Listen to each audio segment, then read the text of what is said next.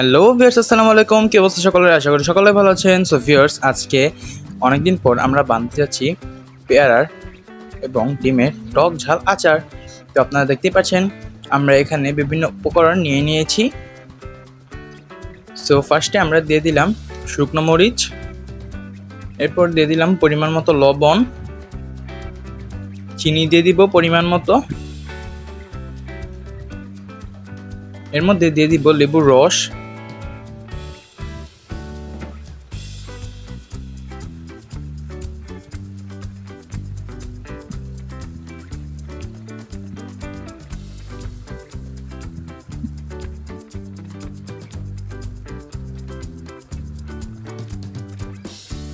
এরপর এর মধ্যে দিয়ে দিলাম সয়া সস,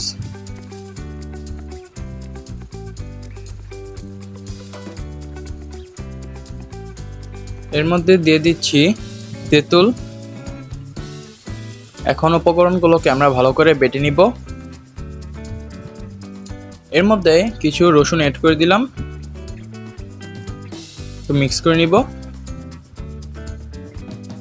আমাদের সস কিন্তু রেডি, আপনারা দেখতেই পাচ্ছেন সসটা কিন্তু ঘন হয়েছে। এখন আমরা পেয়ারাটাকে কেটে নিব।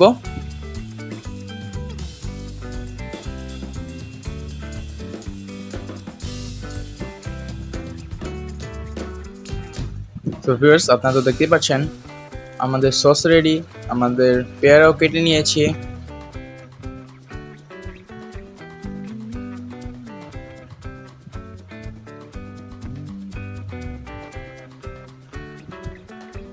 এরপর আমরা এখানে কিছু ডিম নিয়ে নিয়েছি, আমরা ডিমগুলোকে সিদ্ধ করে নিয়েছিলাম। এরপর ডিমগুলো মাঝখানে এভাবে কেটে দিব।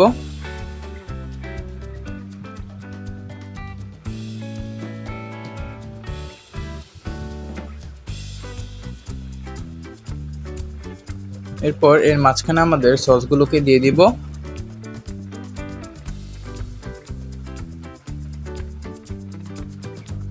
এভাবে আমরা আরও ডিমগুলোকে করে নিব। আমাদের হয়ে গেল ডিমের টক ঝাল মিষ্টি আচার।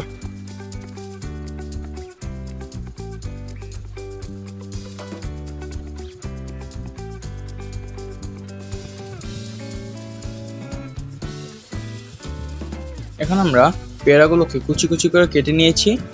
এর মধ্যে কিছু লবণ দিয়ে দিলাম, আপনাদের পরিমাণ মতো দিয়ে দিতে পারেন। এরপর দিয়ে দিলাম লাল মরিচের গুঁড়ো, লেবু দিয়ে দিলাম। এরপর আমরা দিব কাসুন্দি।